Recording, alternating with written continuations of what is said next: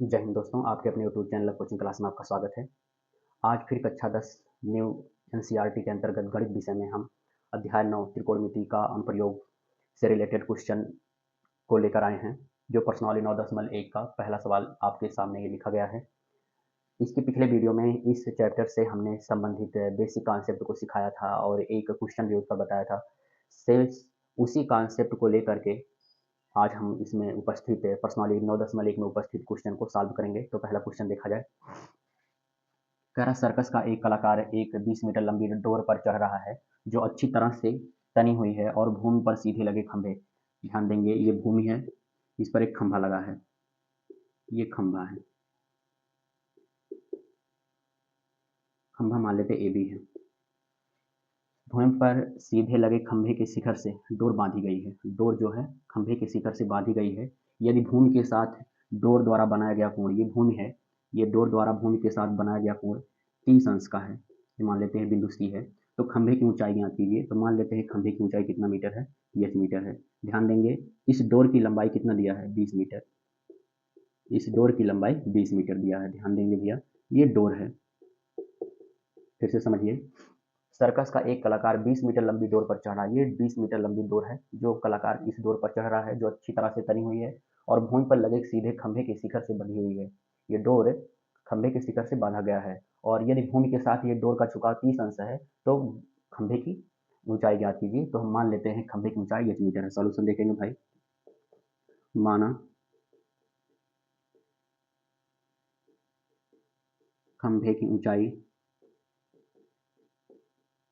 A B बराबर 8 metre. यहाँ तक कोई दिक्कत नहीं भैया। यहाँ पे त्रिभुज बना है ए बी सी में। यह एक समकोण त्रिभुज है क्योंकि जो भी खंभा होगा, स्तंभ होगा या दीवार होगा, पृथ्वी के तल के लंबवत खड़ा होता है, तो ये 90 अंश का कोण बना रहा है, अर्थात ये समकोण त्रिभुज बना है। और समकोण त्रिभुज में थीटा कोण के सामने वाली भुजा लंब और कर्ण दिया है। तो साइन त्रिकोणमितीय अनुपात में हम साइन का प्रयोग कर सकते हैं क्योंकि साइन थीटा बराबर लंब बटे कर्ण होता है। तो साइन थीटा, थीटा का स्थान पे कितना है, 30 अंश बराबर लंब बटे कर्ण। लंब का मान कितना दिया है, ए बी लंब होगा और कर्ण क्या होगा इसमें, बी सी। बी सी नहीं, सॉरी, ए सी। साइन 30 अंश का मान होता है 1/2 और ए बी का मान है एच और ए सी का मान कितना दिया है, 20। तिरछा गुणा कराएंगे, 20 का गुणा 1 में 20 आएगा, एच का गुणा 2 में कराएंगे 2 एच आएगा, 2 से इधर भाग कराएंगे 10, एच बराबर कितना हो गया, 10। अतः खंभे की ऊंचाई कितना मीटर हो गया भैया, ऊंचाई एच बराबर 10 मीटर। ये इसका आंसर है। तो आपके सामने सवाल जो आएगा उसका यदि सही सही चित्र बना ले गए और कॉन्सेप्ट सीखे हैं तो ये सवाल का सॉल्यूशन तो सरल होने वाला भी है, पक्का सरल हो जाएगा।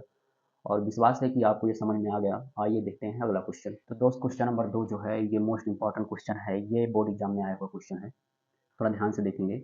आंधी आने से एक पेड़ टूट जाता है और टूटा हुआ भाग इस तरह से मुड़ जाता है कि पेड़ का शिखर जमीन को छूने लगता है।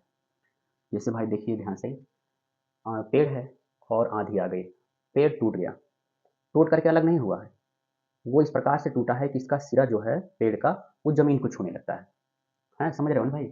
और इसके साथ 30 अंश का कोण बनाता है। जो टूटा हुआ भाग जमीन को जब छूता है तो 30 अंश का कोण बनाता है। कह रहा है पेड़ के पाद बिंदु, मतलब पेड़ के आधार से, पाद बिंदु का मतलब आधार से जहां पेड़ का शिखर है, आधार से जितनी दूरी पर है वो 8 मीटर दिया है। तो पेड़ की ऊंचाई ज्ञात कीजिए। ध्यान देंगे, ये मान लेते हैं भैया ए बी एक पेड़ है, ए बी क्या माना गया, एक पेड़ माना गया जिसकी टोटल ऊंचाई एच मीटर मान लिया गया। पेड़ की ऊंचाई कितना मीटर माना गया, एच मीटर। यहाँ तक कंफर्म हुआ। आंधी आने से मान लेते हैं ये एच बिंदु से टूट गया और टूटा हुआ भाग इस तरह से गिरा कि यहाँ से ये जमीन को छूने लगा। ये टूट करके ऐसे ऐसे टूट करके ना ऐसे गिर गया, मतलब समझ रहे हो ना भाई, ऐसे है यहाँ से, ऐसे टूट करके ऐसे गिर गया और जमीन के इसका जो ऊपरी सिरा है ये बिंदु यहाँ पे आ गया। मान लेते हैं ये एन बिंदु पर आ गया। ध्यान देंगे, टूट करके इस प्रकार गिरता है कि इसका ऊपरी सिरा यानी ए बिंदु कहाँ पर आ गया, एन बिंदु पर आ गया और वो जमीन के साथ कितने अंश का कोण बना रहा है, 30 अंश का कोण बना रहा है।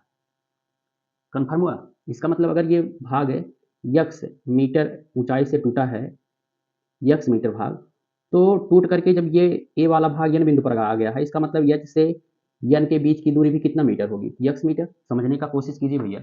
जब यच से ए मीटर तक का पेड़ टूट गया है जो कि यक्स मीटर का था, और टूटा हुआ भाग ये ए सिरा यन पर आ गया। इसका मतलब यक्स जो मीटर दूरी थी, लंबाई जो थी पेड़ की, वो यच से यन के बराबर होगी। अगर ये यक्स है तो भी कितना होगा यक्स, तो बचा हुआ पेड़ जो सीधा सीधा बचा हो कितना होगा, बोलो। टोटल यच था, यच में से यक्स मीटर टूट गया है, तो बचा कितना है, यच माइनस यक्स मीटर, ये तो बचा है। फिर आगे देखिए क्या कह रहा है, और इसके साथ ही संस्का कोण बना रहा है पेड़ के पाद बिंदु, ये आधार बिंदु है। आधार बिंदु जहां पेड़ का शिखर जमीन को छूता है, इस आधार बिंदु से जहां पेड़ का शिखर शिखर ये जमीन को छू रहा है, वो कितने मीटर दूरी पर है, 8 मीटर दूरी पर है ना। तो पेड़ की ऊंचाई ज्ञात कीजिए। तो चित्र समझ में आ गया होगा भाई। ए भी एक पेड़ है जो यच बिंदु से टूट गया है। ए से यच की जो टूटी हुई लंबाई थी वो जमीन को छू रहा है। ये टूटा हुआ भाग इस प्रकार मुड़ गया है, इसका ऊपरी सिरा जमीन को छू रहा है, यानी शिखर पेड़ का शिखर जमीन को छू रहा है और 30 अंश का कोण बना रहा है। हमने माना यच मीटर है, तो अगर यक्स मीटर टूट गया है तो बचा हुआ भाग कितना है, यच माइनस एक्स मीटर। कन्फर्म हुआ, इतना बात तो कन्फर्म हो जाना चाहिए भाई। और इसके पाद बिंदु से यानी पेड़ के आधार से जहां पेड़ का शिखर जमीन को छूता है वो 8 मीटर दूरी पर है। कितना मीटर दूरी पर है, 8 मीटर। तो पेड़ की ऊंचाई ज्ञात कीजिए। तो माना पेड़ की ऊंचाई ए बी बराबर यच मीटर, ये इतना मान लिया गया। यहाँ पे ध्यान देंगे, एक त्रिभुज बना है यच बी एन में। देखिए ये आधार है, ये लंब है, ये कर्ण दिया है ना, तीनों भुजाएं दी गई हैं, और तीनों भुजाओं से हमें यक्स का मान हटा करके यच का मान लाना है, क्योंकि पेड़ की ऊंचाई ही तो पूछ रहा है। तो एक बार लंब और आधार का प्रयोग कर लेते हैं, और एक बार कर्ण और आधार का प्रयोग कर लेते हैं, और यक्स का मान रख करके यच का मान निकाल लेते हैं। तो tan थीटा लंब बटे आधार होता है ना, tan थीटा, थीटा का स्थान पे कितना होगा 30 अंश बराबर लंब बटे आधार। लंब कितना होगा यच बी, और आधार कितना होगा बी एन। tan 30 अंश का मान होता है 1/√3, और एच बी का मान है यच माइनस यक्स बटे बी एन का मान है 8। तिरछा गुणा कराएंगे तो यच माइनस एक्स का गुणा √3 में, तो एच माइनस एक्स गुणे √3 बराबर 8 एकम 8। यहाँ देख रहे हैं 8 गुणा करा, इस पश्चिम के भाग कराएगा, एच माइनस एक्स बराबर होगा 8/√3।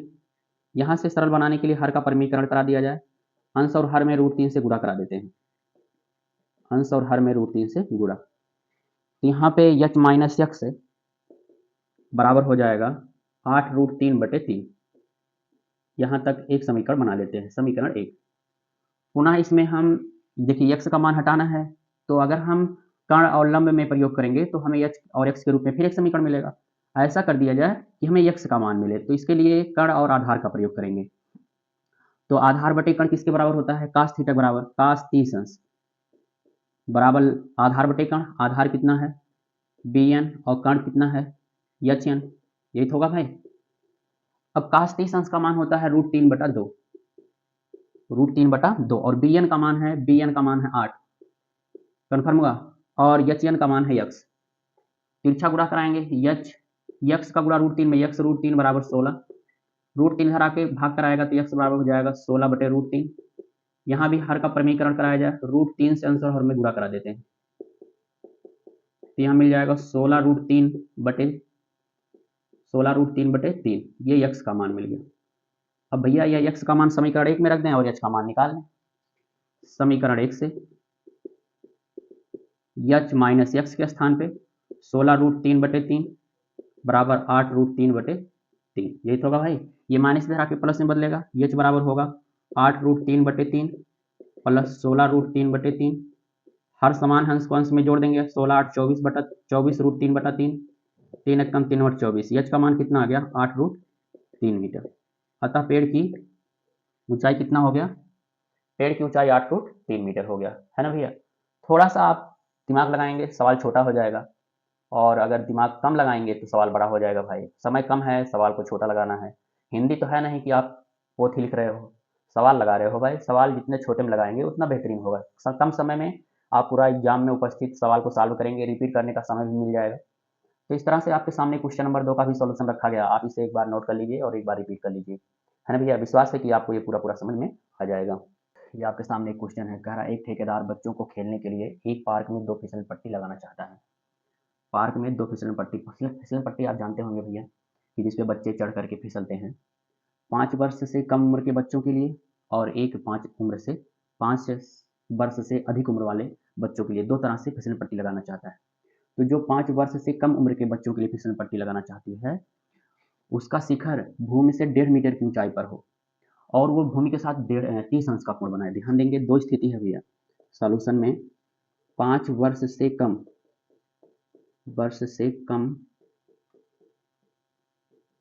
उम्र के बच्चों के लिए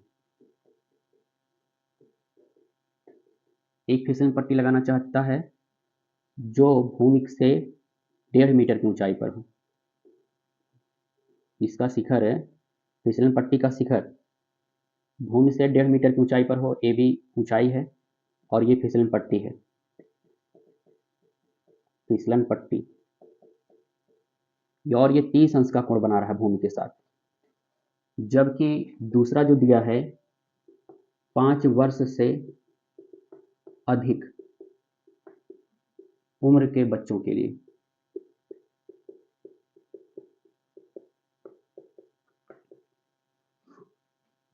पांच वर्ष से अधिक उम्र के बच्चों के लिए एक ऐसी फिसलन पट्टी लगाना चाहता है जिसका शिखर जमीन से 3 मीटर की ऊंचाई पर हो और वो भूमि के साथ कितने अंश का कोण बनाए, 60 अंश का।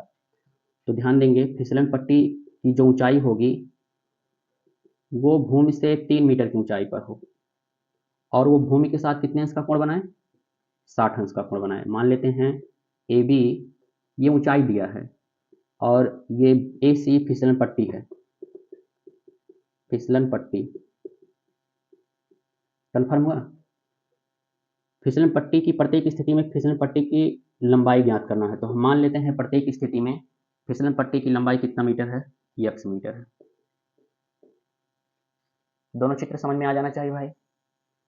इसमें थीटा दिया है, लंब दिया है, कण दिया है, लंब बटे कण का प्रयोग करेंगे, साइन का प्रयोग करेंगे। तो त्रिभुज ए बी सी में साइन थीटा, थीटा का स्थान पे 30 अंश बराबर लंब बटे आधार, लंब है ए बी और आधा लंब बटे कण होता है, कण है ए सी। साइन 30 अंश का मान 1/2 होता है, ए बी का मान 1.5 है और ए सी का मान x है। तिरछा गुणा कराएंगे तो x बराबर 1.5 गुणे 2 3 मीटर होगा। इस स्थिति में फिसलन पट्टी की लंबाई कितना मीटर हो जाएगा, 3 मीटर। इस स्थिति में देखा जाए त्रिभुज ए बी सी में यहाँ पे लंब और कण दिया है, यहाँ भी साइन का प्रयोग करेंगे। साइन 60 अंश बराबर लंब बटे आधार, लंब है ए बी, लंब बटे कण, सॉरी कण क्या है, ए सी। साइन 60 अंश का मान होता है √3/2 और ए बी का मान दिया है 3 और ए सी का मान है x। तिरछा गुणा कराएंगे तो x √3 बराबर होगा 6, 3 दूनी 6, x बराबर होगा 6/√3। यहाँ हर का परिमेयीकरण करा देंगे तो 6 गुणे √3 बटे √3 गुणे √3। यहाँ से x का मान निकालेंगे, x बराबर 6√3/3, 3 एक कम 3 दूनी 6, x बराबर हो जाएगा 2√3। इस स्थिति में फिसलन पट्टी की जो लंबाई होगी वो 2√3 मीटर होगी। ध्यान देंगे, जब 5 वर्ष से कम उम्र के बच्चों के लिए फिसलन पट्टी बनाई जाएगी तो फिसलन पट्टी की लंबाई 3 मीटर होगी और जब 5 वर्ष से अधिक उम्र के बच्चों के लिए फिसलन पट्टी बनाई जाएगी तो फिसलन पट्टी की लंबाई 2√3 मीटर होगी। तो इस तरह से आपके सामने ये क्वेश्चन नंबर 3 का भी सोल्यूशन रखा गया और विश्वास है कि आपको ये समझ में आ गया और आप इसको नोट भी कर रहे हैं। केवल इसे देखने से आपको समझ में नहीं आएगा भैया, केवल देखने से फिर भूल जाएंगे, समझ में आ जाएगा लेकिन फिर भूल जाएंगे। तो आपको नोट बनाना पड़ेगा, तो आप जब नोट बनाएंगे तो आपके दिमाग में भी छप जाएगा और इसे भूलेंगे नहीं, है ना भैया। तो इसे नोट कर लीजिए भाई। आज के लिए बस इतना ही। जय हिंद दोस्त।